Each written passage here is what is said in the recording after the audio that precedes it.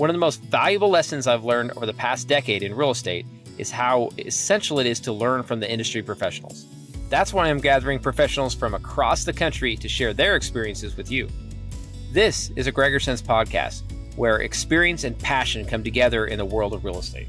I'm Casey Gregerson, your host, and I'm very excited you're tuning into today's episode.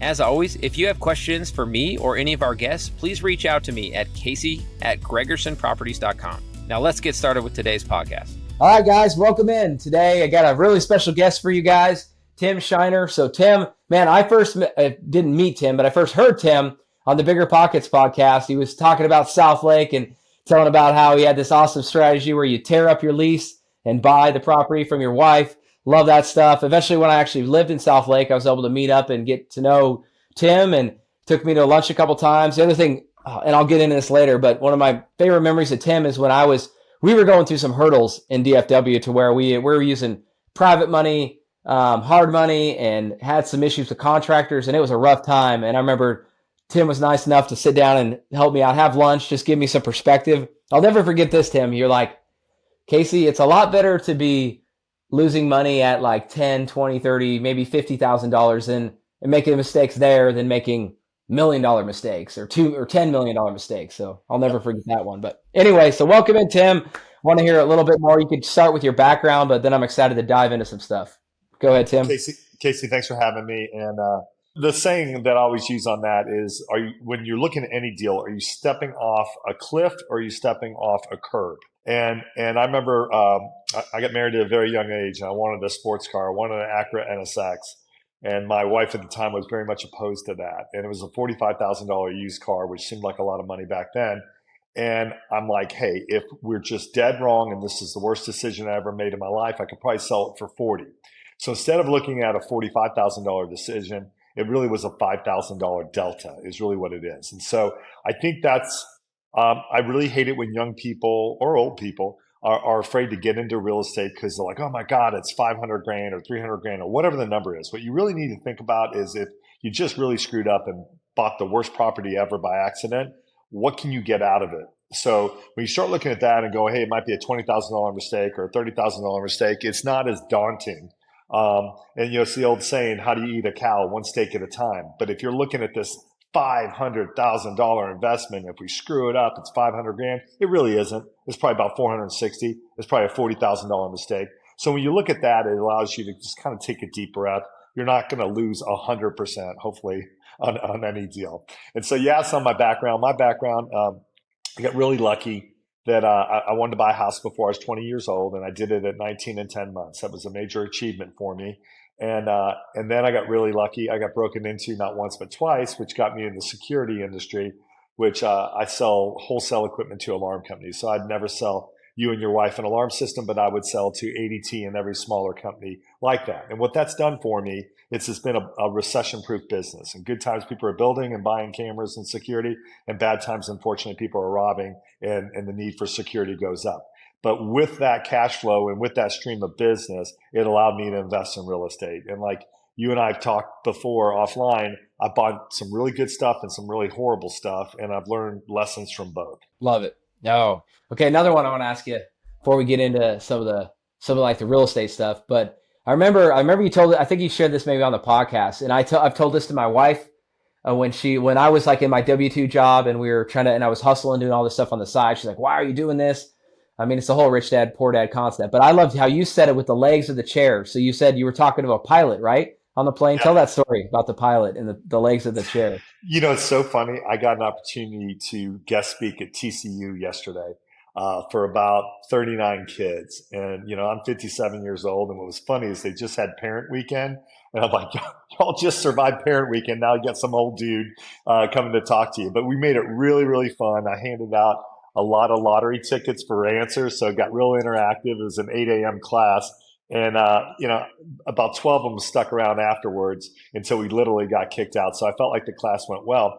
But I did that exact analogy legs underneath the table. And I picked on a kid in the class, and I basically said, "All right, you're a pilot for American Airlines. You've been there 28 years. In fact, you're a captain for American Airlines." And then I don't know if you remember the movie Flight with Denzel Washington, Yep. where he basically got hammered and drove a plane and landed it upside down. And so I was teasing him. I'm like, you had too good of a time the night before, and now you're trying to land a plane upside down. Mortgage companies would love a pilot. 28 years with American, but that pilot has one source of income. A guy like me that has, royalties and patents and, revenue streams and rent houses. And I mean, I probably get over maybe 120 different checks every single month from different sources. So they look at a guy like me and they go, geez, this guy's out of control. So they'd rather do a mortgage for the pilot than me. But if the pilot screws up and tries to land a plane upside down, 100% of his income is gone. Whereas a guy like me, I've got 120 streams coming in. And if I take a big whack to my table's still standing. He's a one-legged table. Boom, it's on the ground, it's over, and that's it. And to replace that captain's salary, let's say 220, 240, 250, whatever it is, it's going to be difficult in anything else, And whereas there's a really good chance of one of our really, really good product lines that makes like junction box, all kinds of plastic stuff for construction of a home and business.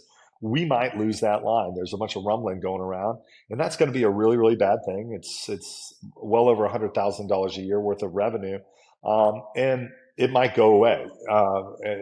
There's all kinds of texts and emails from panicking reps like myself, and that would be bad, but it's not going to knock me on the ground. And the other thing is, I've had that line for 11 years, and I'm sure that line ended up being a down payment on a property. I just don't know which one. So the key is when you have money coming in, try to figure out how to use that money as down payments for something you get to keep forever. And I also look at my real estate holding as my retirement. I also look at it as a way to get free money. And what I mean by that is if you add debt back to your bundle, let's say you took out 500 grand, you added 500 grand worth of debt to your bundle. That $500,000 is tax free because you're adding debt to it. Just like if you had a paid for car, you go put a note on it and you get, $25,000 from the bank, you don't pay taxes on $25,000. So I look at our real estate holdings as a potential to put debt to free up money. When you sell, it's a taxable event, so I never want to sell. I'd rather add debt to that bundle. And that's kind of maybe a little bit more complex, and maybe we're getting too far along too quick today. No, I love it. But to add, kind of add back to the table and taking out a leg, it came in perspective for me when I was working for Shell and we were going off this huge layoff. They were laying off 40% of our organization. And Wow. I was talking to like my boss, like my guys that were like 3 or 4 levels with me and been at Shell way longer, had way better careers, been way more, like done way more for the company. But I was just talking to this guy, and actually I took him over to one of our rent houses, and we were having a meeting, and I was telling him about real estate. And then I realized at that time, he's like, Casey, like I could get laid off just like you could. And then, but what am I going to do? Because he hadn't been doing anything. He doesn't have a net. I mean, he's got one leg. Exactly. It's funny. I'll do a shameless plug. So that's the book my wife and I wrote about rent houses. And the reason why we wrote it, and there's a lot of stories about this, but the reason why we wrote it is I read every single Robert Kiyosaki book. And then I read Kim Kiyosaki's book, and because I was out of, Robert's book, and it's kind of like pinkish purplish. So I was traveling a lot, so I kind of felt weird. I had this kind of like girl book with me, but I'm really glad I read it because it made me understand the perspective that women have about investing. Typically, it's very different than guys. And I always joke that wives are like third base coaches in baseball. They're only waving you home and if the ball is banging around in the outfield. If it's a close play, they're going to put up the brakes. And sometimes wives tend to be more cautious than us, which is good and bad because we'll do some idiot guy moves. But we wrote this book so that you can have the guy and girl perspective on I think it's roughly 13 subjects. And I've met many people where the girl wants to invest and the guy doesn't, or the guy wants to invest. Bring them in, babe. The guy wants to invest and vice versa. So we wrote this book to just basically help both perspectives on that. I can't imagine life without real estate. I would just like losing this potential product line. That would be fairly devastating if I didn't have a lot of other things going. And I feel like if until you get a lot of legs underneath your table, you're pretty vulnerable. Just like that gentleman, Shell. Roughly, how old was that gentleman that at Shell that you met with? Yeah, he was probably mid 40s. Yeah, mid 40s, Yeah. and doing well, but not other than his 401k. That was about all he had to lean on. How I look at it is like scuba diving with one oxygen tank, and that oxygen tank gets pinched. Now you're down under the ocean. What are you going to do? So, you know, I fortunately I learned that lesson a long time ago about multiple streams of income or legs underneath the table. It's super important. Awesome. We'll come back to that, but I got it too, and I wanted to bring it up with the book. So, because this is a big part of my life, right? And you hit it on the head, right? I tend to be more aggressive, and then my wife is the third base coach, being like, They're "Hold best. on, what's going on?" Yeah. But what do you think? What would other without? And I'm sure a lot of this, I know a lot of this is in the book, but what would you kind of say as kind of the biggest advice? What's helped you with your wife and kind of get her on board and really create that team you guys have? I think you got to have a long vision. Like think about any investing, anything. Like I put money in the first IRA at 19 years old. Well, if I would have waited until 29, 39, 49, whatever, you lose all that compound interest. What what I also heard the other day is if Warren Buffett didn't start investing when he was a teenager and didn't live to into his 90s, he's still alive. If he would have started at 30 and retired at 65, you wouldn't even know his name. And the reason being is all those extra years, all that compounding. Um, when a toilet is broken, when you're having to spend $800 on a hot water heater and you're planning on taking your kids to Disney, it's really easy to say, forget the rent house, forget it, you know? But now that I've done it, as long as I've done it, and like I'm literally sitting in my office in a house that's paid for in Westlake, Texas, that was the founder of CC's Pizza chain. And it's arguably the best view um, in the neighborhood, overlooking a pond, overlooking a golf course. Jason Witten's my neighbor. Patrick Mahomes is my neighbor. The CEO of Denny's and CEO of 7-Eleven, CEO of Michael's Stores. Who else? LaDainian Tomlinson's right through the woods, Hall of Fame football player. And and for that to happen with a guy that dropped out of college, and really came from, I mean, I didn't come from anything. I mean, like we were just a normal, working family. There's no way that would have happened without real estate. So if I would have got frustrated with the first leaky toilet or the first person to skip rent or the first whatever, so you got to look at this, in my opinion, as a husband and wife, really, really, really, really long term. And how I end up paying for this very, very, very nice house was I just added debt to my bundle, and that paid off the final piece of this thing. And then I got fortunate that I bought it right before everything went crazy. So I feel like every day I'm getting paid to live in this wonderful place. So you got to be long term. Do not, I mean, think about it. You played college football. You're a quarterback. If you would have got sacked a few times in Pee Wee football and said this isn't for me, you would have never had the chance to play college football. So you got to look at it long term. Nothing's easy. It's not supposed to be easy. There's no speed pass to getting wealthy in real estate. It's a very, very long process, like everything. But if you commit to the process, I'm here to tell you, I'm living proof. And I look at it as there's a zillion people rich, there's a zillion people poor. If I was worth a darn, I'd have a private jet. So I got plenty of room for improvement. But I'm telling you, from a guy that came from nothing, it works. Got it. And was your wife bought in early on, or did that come over time, or what did that look like? I'm going to be real candid. This worked out pretty good. So I had a lot of this before I met my wife, and it was probably good. And I will explain this as a relay race. The first leg of the race was me buying, apartments in Kentucky, the meth capital of Kentucky, people literally blowing up apartments with meth labs. I've had people kill themselves in apartments. It's just, I had the dregs of society, but I got enamored with the fact I could buy a 24 unit apartment complex for 500 grand. And whereas back then in Texas, I could probably buy, one and a half houses for 500 grand at the time. Now you'd be lucky to get one. But, so I got enamored with it. Where I was short-sighted was that's 24 refrigerators, that's 24 stoves, it's 24 air conditioners, 24 hot water heaters.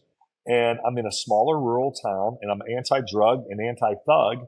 So I ran through the population pretty quick. And it was like 762 miles from my house. So I'm relying on other people to give me information. And they have their own level of what's good and what's successful and what's acceptable. And that's entirely different from where I view things. And so it just, so then I compounded it about about 3 more. I had 4 apartment complex up there and a trailer park, and a storage facility and a commercial building. I had a lot of stuff up there because it looked cheap. Well, it looked cheap, but you couldn't get much rent. So it doesn't really matter. Perfect example. My son bought an Instagram page that has 3 million users in India. Well, it sounds great. You got 3 million users. Unfortunately, it's an extremely poor country, so you couldn't monetize it. So you got to really look at everything's relative. You got to make sure the numbers work. And you and I were talking off camera about Wyoming. So I really want to get into that. I took my kids to Wyoming, to Jackson Hole. And because my kids think like little entrepreneurs, they're 21 and 23 now, but they were, probably late high school then. But we looked at the demographics. Wyoming is this big, beautiful state. I'm going to say it's a red state. Which is great in my opinion. Hopefully half the viewers just didn't turn off, but it has the least population of any state. So then you've got this whole thing where you can't have workers because they got no place to live. Rent's expensive because scarcity. So the fact that you were telling me you're doing deals in Wyoming, there's nothing but upside. A friend of mine builds modular homes built in factories. And I thought, my first thought was Wyoming, because you don't have the labor to build sticks and bricks on the ground. Because hey, I'm going to build you a house in Wyoming. Where am I living to build that house? I don't have a house, So modular homes in Wyoming makes really good sense. I think Wyoming, because it's a red state, because there's a ton of land, I think Wyoming has nothing but upside. But you got to figure out financially. I don't see how you could lose in Wyoming because the scarcity is just going to make things go crazy. Tell me what your experience has been up there. Well, first off, love that objective. Just your perspective from the outside, right? Because I talked to a lot of people around Texas or other across the U.S. that don't really understand the value or maybe just understand why it's an opportunity, right? So it's really cool seeing somebody from an outside perspective. So from an insider perspective, the other things he didn't hit on is the property taxes, right? So Wyoming has some of the lowest property taxes in the country. And the reason and there's no state income tax. So it gets built both whammies, right? That's incredible. I mean, because the reason why where I live, Westlake, Texas, and where I buy Southlake, Texas, which is the number 1 school district in the state of Texas, that's one of the reasons why I buy there and there's no multifamilies. The negative of Texas, is we're the 46th or 47th worst property tax. And Governor Abbott just helped lower it a little bit, but we have no state income tax, which is fantastic, but we have horrible property tax. But then you look at some place like Illinois, and we'll pick on them a little. Blue state, 50th in property tax and state income tax. I mean, I would never buy there. I mean, the taxation, I would never buy there. So then you look at Wyoming, it's the polar exact opposite. I mean, it's so rare that you don't have property tax. Think about it. I don't know how many states in the union, but I can think of Nevada, Florida, on Texas on income tax. There's a few that don't, but that's a double whammy. That's a golden ticket right there. Yeah, you bet. And it's driven by, it's just a very less population, as you talked about. And then it's so mineral rich, right? There's so many different minerals across the state, which has really funded the state and created that. So that's the one big driver. The other thing is, as you talked about, the supply and demand, right? There's just not enough housing up there and not enough workforce to even build the housing. We had that conversation in one of our main markets is Laramie, Wyoming. So that's where the University of Wyoming's at. And that was where I first started investing because I bought my dad helped me co-sign and buy my first house when I went to school there, and I kept it and then just kept investing over the years. But they haven't been able to develop it because of a big reason is, and even like growth from other companies, like there's so much growth from Northern Colorado it's like 45 minutes from Fort Collins, which is just blown up in a That's great crazy. Market, right? It's very similar demographics, the same outdoor stuff you can do in Fort Collins. It's all there, but it's just like these companies want to come, but where are they going to live? Where are they going to put their workers? So right?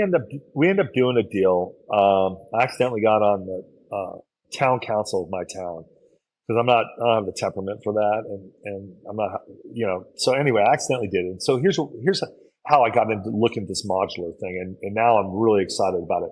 So our choice for the school was to replace these 20-year-old portable buildings that were just falling apart. Raccoons and possums were living underneath it. It was just a nightmare. Our choice was to replace it with more portables, which my real estate mentality, that feels like we're a renter again, or build a permanent structure. Well, the portables were going to be, I don't know, like 2 million. And to do a permanent structure is going to be 7.5 million. It's going to be 2.5 years. It's going to be very disruptive to the campus, on and on and on. So by being on town council, we're also on the school board, which is rare. We're the only town in Texas that does that. So we kind of have these dual hats. So then a citizen here that exited a publicly traded insurance company that he founded bought into this modular building. And basically what he said, you're wearing a cap, I'm wearing a shirt, here's an iPad. Everything that we have in life is built in a factory, pretty much, except for real estate. It's built on premise with weather, labor, all these variables that can really kind of screw it up. So they end up building us modular buildings, permanent structure. They're bolted down to a cement pad. So the only thing that we had to do on site was dirt work and a cement pad. And this same group has built $5 million houses. They've done these modulars for our school. This has bulletproof glass. This structure is gorgeous. And it was only maybe 25% more expensive than the portables. We put them on ground, two really good sized buildings with multiple classrooms and restrooms. We put them on ground within 90 days of the PO. So now one of the things they're doing is teacher housing, because it's hard to attract teachers. So you think about Laramie, and the draw could be if the university basically said, all right, teacher, you have free housing, in these portable structures, but they're permanent structures. But that can solve a lot of problems. What if you could put 10, 20, 100 housing units on site, and literally, I think you could do it in 120 days. So I truly think this is going to be in places like Wyoming, where, and here's the other thing, you got one throat to choke. They quoted us a price for those two big structures, and that was the price. There wasn't any overages. There wasn't any lumber went up. There wasn't anything. That was the price, and that's what we paid. Think about all the variables you have when you're building a structure: electricians, cement, dirt work, roofers. You just got a zillion different. There's one thing that could go right. It could come in on time, on budget, which never happens, and about 100 things that can go wrong. So I really think if you're an investor, you got to start looking at stuff. I'm going to plug them. It's Offsite Modular. They're out of Austin, Texas, but they're going to be moving up here. And I'm a broker for them now, because I was so impressed with what they did, that I'm like, this is a no-brainer. To me, it's a no-brainer for schools. It's a no-brainer for teacher or student housing. And I think it's a no-brainer for a planned rental community. And then you also think about, what if you could tap into some government money? There's got to be some housing money that would be available in somewhere like Wyoming, or there's got to be some types of money available for a school or a college that's just desperate for housing. So I think this is, you think about Teslas being made in factories and how robotics and how cool it is. I truly think a lot of structures that the next generation will be living in will be built in factories. Wow, I agree. And it's that's the other thing we have in Wyoming. So we don't have enough construction. It's just, there's just not enough people to keep up with it, right? So that helps. I guess that's the question we've been trying to answer, is like, hey, there's this opportunity to develop. So I actually just had a conversation last week with a guy who's got the land in Laramie to develop on, and they're just looking for like somebody like myself to come in and kind of aggregate it, put it together, and then I'll connect you. Yeah, I'll connect you. I'm just fascinated, and it's just one of these deals where I put my real estate hat onto my town council hat, and it just made sense. I mean, and I couldn't believe how well it went. I mean, it was just, I've never seen anything like that. I've never seen in 90 days two permanent structures that literally are more tornado resistant than the existing buildings and safer for the kids because of the bulletproof glass than the buildings. I mean, it's nuts. But you just got to change your mindset. And the thing that was said to me that stuck with me, every single thing that you, not every single thing, but pretty much everything that your shirt, your hat, your car, this Whataburger cup, because we're in Texas, was built in a factory. So why would a structure not be built in a factory? It almost seems counterintuitive to build a house out in the wild.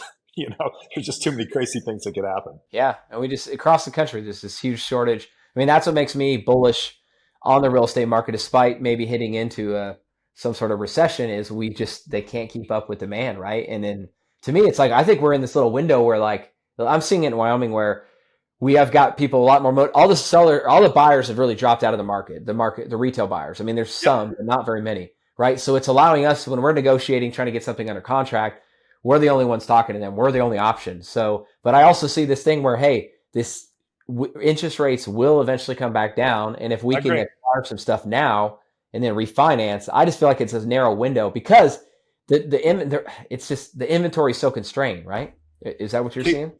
100%. And I'm older and I've been through some stuff. I mean, I'm old enough to remember gas lines in 1973.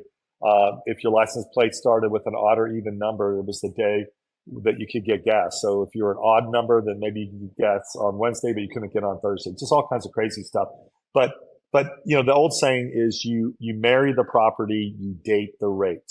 So you marry the property, you date the rate. So if you love the property, buy it because you're dating the rate. It's currently whatever it is. And when it goes down, which I think it will towards the election next year, because you had to kind of do some window dressing on the economy after all this time. So, but it's going to go down. And then I saw 18% interest rates in 1982. My parents basically bought a house at 18% in Arlington, Texas, and that's like buying a house on a credit card. My first house was 12% that I bought right before I was 20 years old. But if you don't have the asset, you don't have the appreciation. If interest rates were low, you wouldn't be able to buy anything. I was offering cash and 25 to 50,000 over asking on properties, and I was striking out left and right. I mean, so if interest rates, when they go down, all the buyers are going to come back in. You're probably not going to be able to get a property. So just bite the bullet, buy what you want, be thankful and grateful that you have options to buy what you want because you didn't have those 2.5 years ago. I don't care who you are. You couldn't get anything. So be happy that you can buy something. Young people go, hey, what should I do? I said, the second interest rates really go down, all the buyers are going to come off the sidelines and jump in. Yep. And you're not going to be able to buy anything. So you're either going to wait a year or two and probably get something significantly less than your dream property, or you bite the bullet now and buy what you really want and realize you're going to refinance in a few years. Yeah. Love it. Yeah, good. I mean, I've been thinking about this a lot, and it's like, it just seems like a no-brainer. Well, you get some of this, you get some silver hair, you've seen some stuff, and if you made as many mistakes as I've made in real estate, you've seen some stuff, and hopefully I won't step in it too many other times, but moving forward. But that's just how you're going to learn. Got it. Well, curious too, Tim. Tell us more. So I know you've as you mentioned, you kind of had all these streams. You created a lot of streams of incomes. You did it from your W-2 jobs. You did it from commission-based stuffs. Then you started out in the rent houses, which I know you've done really well. And also your wife is an agent, so you guys have income coming in there. But I'm curious, over the last couple of years, I know you've been looking at other business ventures. Like what's that look like, and what are you kind of most excited about? What's kind of cool is candidly living where I live. Every business book you read, you're like, man, start at the top, go to the CEO. The challenge is if you don't have much to offer, which I didn't as a younger man, you get to that guy and you're just not going to bring him any value. So what's kind of fun is like a friend of mine represents the wealthiest man in India, and he's the 13th richest man in the world. He has a $1 billion personal residence. The richest guy in India. His name is Murkesh, Kesh. Look him up. But he owns a company called Reliance Industry over in India. India is planned to be the largest economy by like I think 2060. I mean, they're screaming ahead. This guy owns a monopoly of a phone company there, cell phone company. They love American brands. So 7-Eleven just went over there. The Gap just went over there. Both of those kind of bummed me out because the CEO of 7-Eleven is down the street, and I would have loved to broker that deal. And then the Gap, Yeah. a friend of mine, represents the Fisher family. That's the biggest shareholder in the Gap. But what I'm currently working on is trying to broker a deal to bring Denny's to India.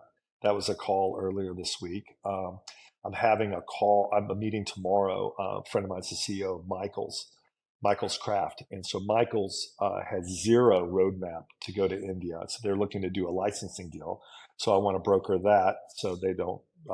So hopefully Murkesh will have exclusive rights to Michael's home craft over in India. If that doesn't work, I'm getting an opportunity to meet with the CEO of Hobby Lobby on a separate.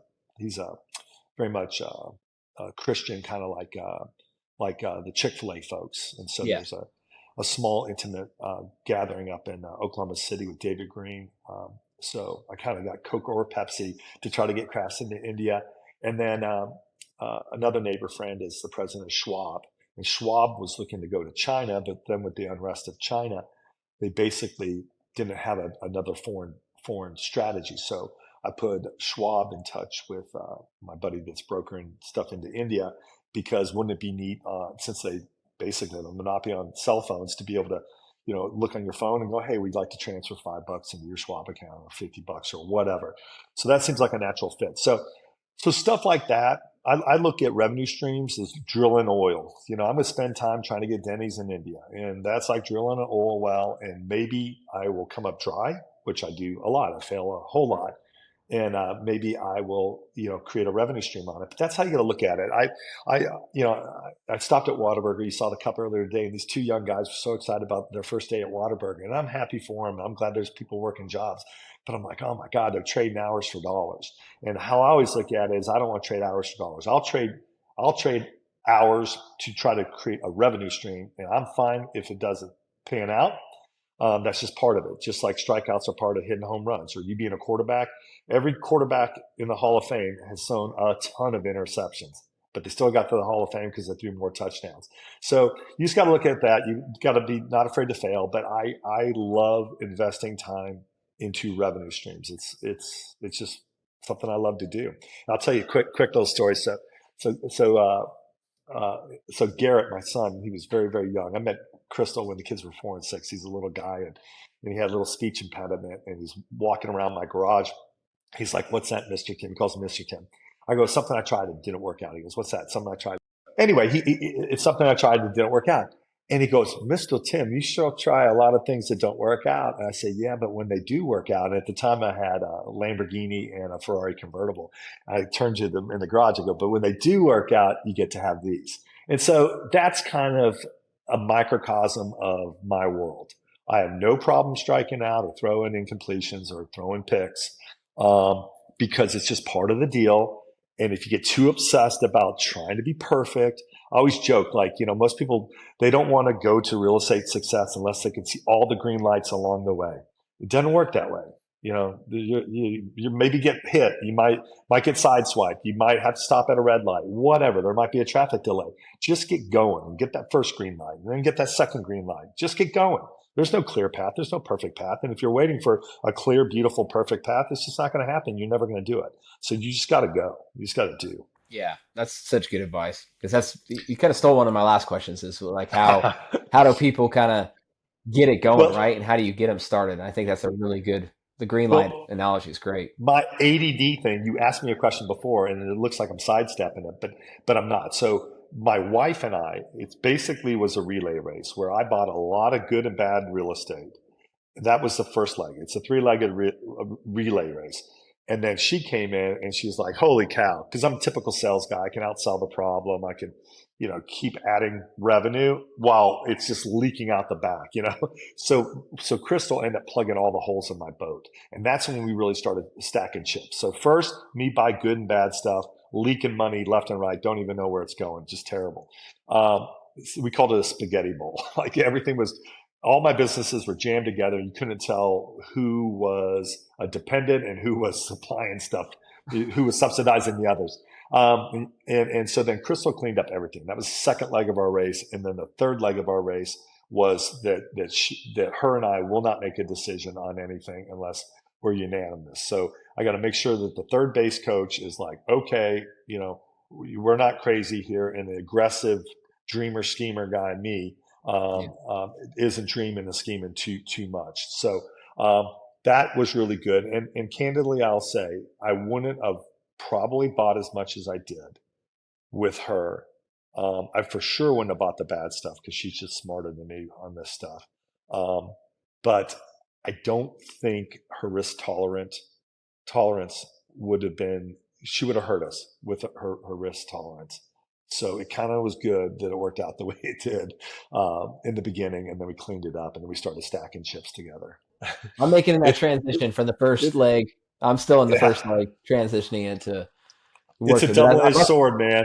Yeah, no, but I love how you've brought, and I guess, any feedback to anyone else who might be in that transition, like myself, I'll take it, like how you transition from like you kind of run it the way you run versus how your wife runs. And again, this could be the completely opposite. The wife's the aggressive one, husband's the one's like, hey, I don't want to take a risk on a house, but like how you merge those two together early on. I always go, hey, if it's not going to be real estate, then what is your plan? Like when the stock market takes it, I got money in the stock market. Everyone does, right? It's my least favorite thing. And the reason why it's my least favorite thing is I have the least amount of control.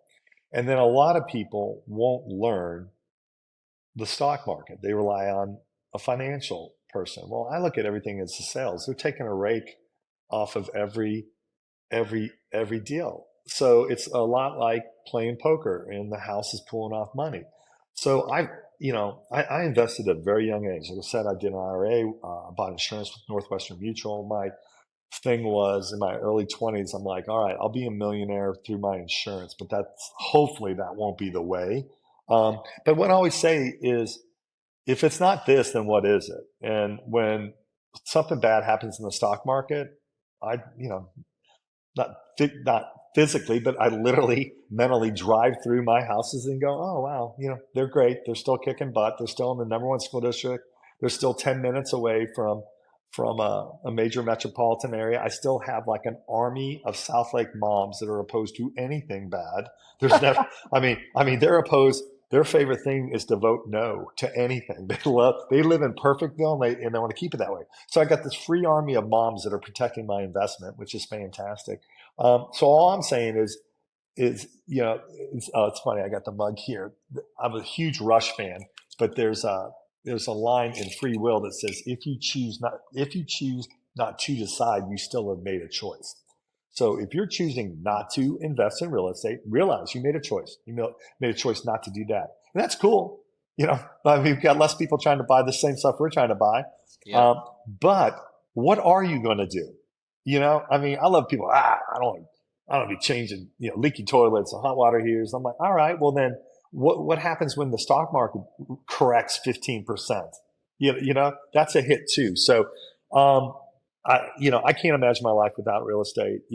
My daughter is looking to buy a house right now, and she really wants a bigger house, and what she wants is $1 million. And she's like, that same house used to be $650,000. This isn't fair. She's young, so she thinks life's fair. And I hate that for all these young people. But when you have 20 high-end rentals and a really nice personal residence, I hate that it's harder for young people to buy, but I just won 21 times because everything went up. And then the other thing is it's hard to get wealthy quick without leverage. And what real estate allows you to do, when I buy $1 worth of stock, I got to put $1 in.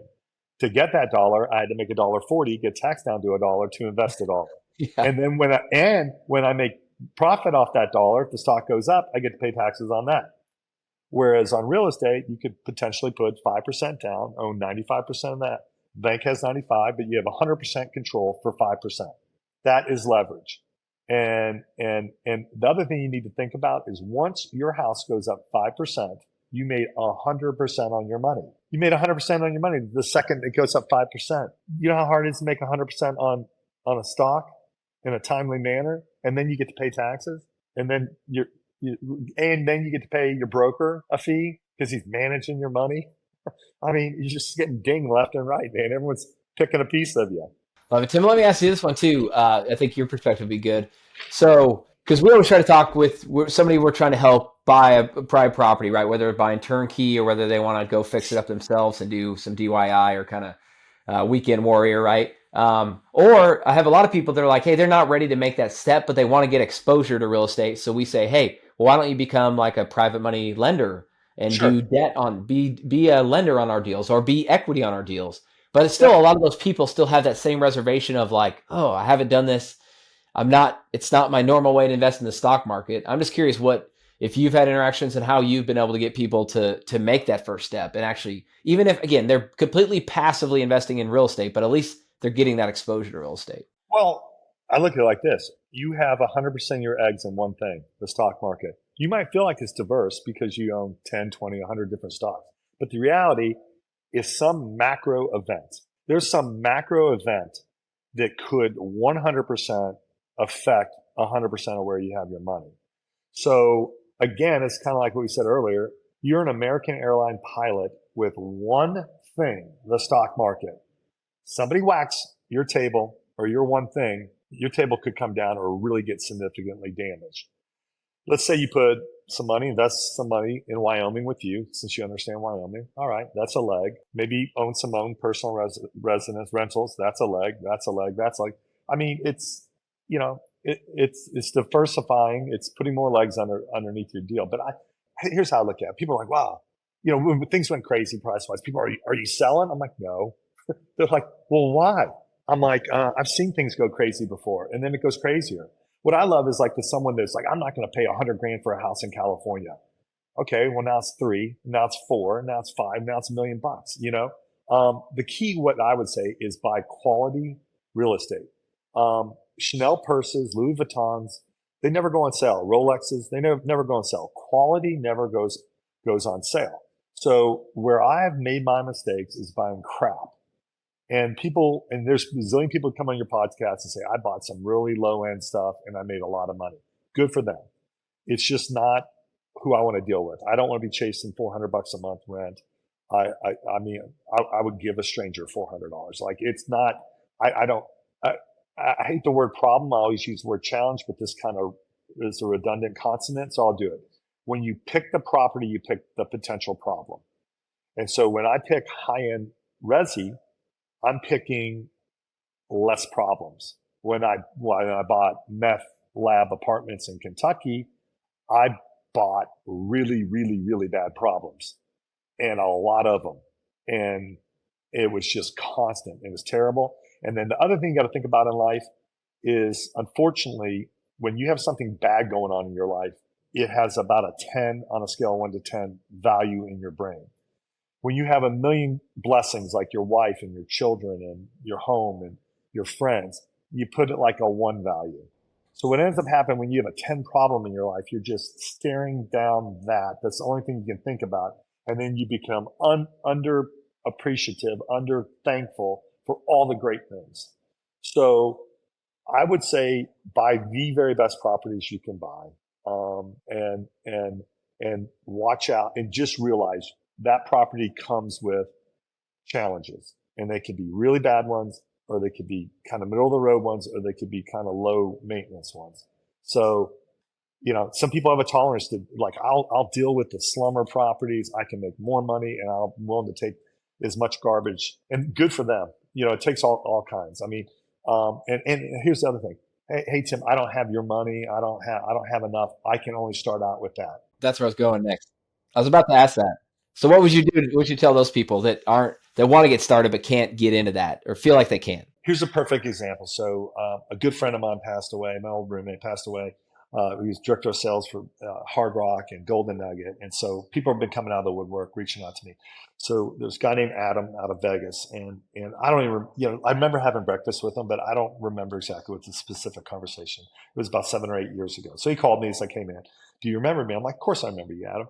He goes, man, it's sad what happened with Michael. Da, da, da. This guy retired and started riding a bicycle like a maniac, and then basically just kind of overloaded his heart. So, and the guy was the most healthy guy. You'd never see it coming. So, but Adam goes, Timmy goes, do you remember telling me this? And I said, well, just tell me the story. And it sounded like something I'd say.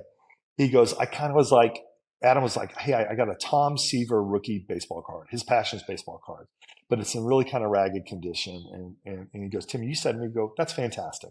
I go, at least you got in the game. Same with real estate. At least you got in the game. And when you upgrade from that raggedy Tom Seaver rookie card and you sell it to some young person just getting in the game, that young person is going to really appreciate it, because that's going to be maybe his first rookie card, and he's going to really appreciate it. And you're going to move up to a nicer card, nicer card, nicer card. So now he owns the very best one in the world. But it all started by him with that first one. Love it. Right. Just got to start and trade up. And that's a really good point that you're always going to have a market and always have somebody that you can sell where you're starting. You're not locked in there, right? But what he did, instead of just buying Joe Blow card, he bought a rookie card, which rookie cards hold the highest value, but he could only afford a poor quality rookie card. So buy the very best quality rental that you can afford at this time. Yeah. I mean, at whatever level. My first house was $45,000 on a $12,000 note. And now, in the pizza house. But it took a while to get there, Awesome. Man. Yeah. Tim, this has been really good stuff. I love it, from how to get your spouse on board to how to actually create other streams of income, and how to start, when to start, and how to keep the relay race. Love it. Really good stuff today. Anything you want to wrap with? Yeah. Go ahead. One more, because it's the most. It's funny. I got to go to Arizona and watch the Cowboys get their butt kicked. We got to fly on the Cowboys charter, and what you kept hearing over and over, and I bet Jimmy Johnson wished he trademarked the line, because you've heard it ever since. But Jimmy Johnson goes, "How about them Cowboys?" And it was, even in Arizona, we haven't won a Super. Well, we won one afterwards, but because Barry Switzer was babysitting Jimmy Johnson's team. But anyway, how about that? So the thing I'm kind of known for is buy from me, tear up your lease for free. So that's my "How about them Cowboys" saying. And what that came from is owning higher end real estate. People did not rent for very long because they're not renters. They moved down to get in the school district, get the lay of the land before they bought $1 million house, or they went through a divorce, had to keep the kids in the district. I don't have perpetual renters. I don't have the guy that never owned and rented his whole life. I don't have that. So what I realized, it took me a while to realize that I'm not that quick, was people were constantly leaving. And so then I thought, well, wait a minute. Is there a way to make some revenue while they're leaving? Is there a way to encourage them to leave? Just look at the other side of the coin. And so what we created is we market to our renters, buy from me, tear up your lease for free. Because my wife's an agent. If someone rents a house from us, we're not selling them our house. We love our houses. But someone could rent from us at any time during their lease. If they buy a house from my wife, they can tear up their lease. This does a couple things. One, it creates a revenue stream for my wife. So she's making 3% on, let's say that she sells them $1 million house. She's made 30 grand. And yeah, we might have a little bit of downtime on that house. So maybe we lose $3,000, $4,000, $5,000, $6,000. But that's $24,000 worst case scenario that she has made by selling the house. That's the first thing. The second thing it does is the timing. I mean, we all know how tight the market was. You could not time. What's the odds of your renter finding their dream home within 30 days of their lease coming off? Zero. Yeah. It's just not going to happen. So now they can, we'll go month to month if they're buying a house from her. We'll do whatever. But it's a really good thing for them. It's a really good thing for my wife, and it's kind of blocks out the competition. That renter's sister, brother, mother could be a real estate agent, but that sister, brother, mother can't get them out of their lease and can't do the timing right. So it's kind of a way. I mean, I know that you have young children, so it's a way to create a revenue stream for your wife within your retirement. And I always call it launching a plane off of a plane. So my plane is this real estate holdings of north of, I think, $23 million.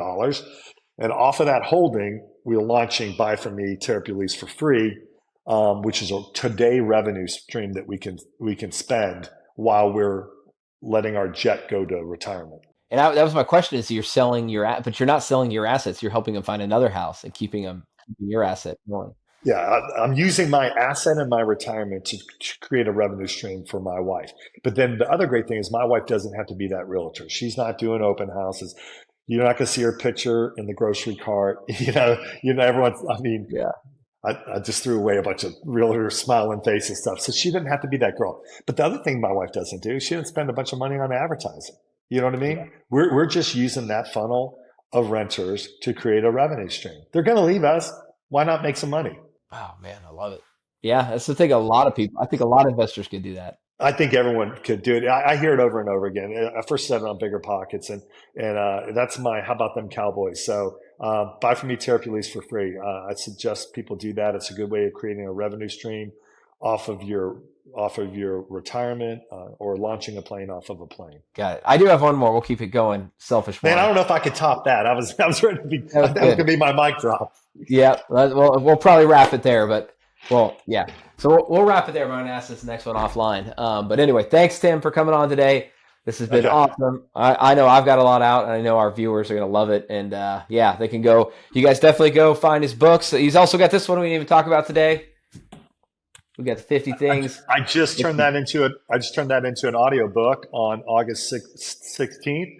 And then funny thing on this, my wife's such a planner. My birthday's right before Christmas. And so I wrote on September 1st on a card and sealed it. I said, it's September 1st. You're probably going to ask me what I want for my birthday any day now. Sure enough, on September 4th, she goes, what do you want for my birthday? I'm like, well, hold on. And I bring the envelope. She opens it up. And so my wife and I are going to record this on Audible for my birthday gift, because she's wonderful, but she doesn't want a spotlight on her. So what's going to be fun is this will be an audio book pretty soon too, because some people don't want to read. People rather work out, listen, walk around the neighborhood, listen. So 50 things is print and audible. My wife loves hate rent houses is print, but will be audible. And you're reading it, both books. It's your voice reading it. That's awesome. I subbed out the 50 things, and then the guy just wasn't passionate enough. And I'm like, I'm just a bit 9 hours in a studio with literally about 20 minutes worth of pee breaks. It was grueling. So if you listen to an audiobook and anyone read it that isn't a pro reader, my hat goes off to him. I mean, it was brutal.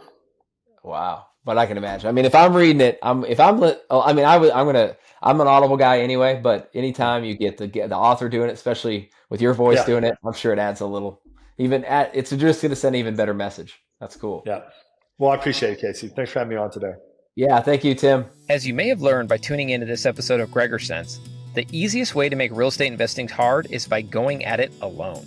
So as you continue learning and seeking knowledge of the industry, I want to encourage you to build relationships with other professionals who are passionate about real estate. Whether that's an agent, a business owner, or a managing investor like myself, there are pros that want to see you succeed and are willing to help you by sharing their experience. You can always reach me by visiting CaseyGregerson.com and scheduling a call. I look forward to connecting with you and continuing to share my experience with you here on Gregor Sense Mobile. Until next time, I'm Casey Gregerson. Thanks for tuning in.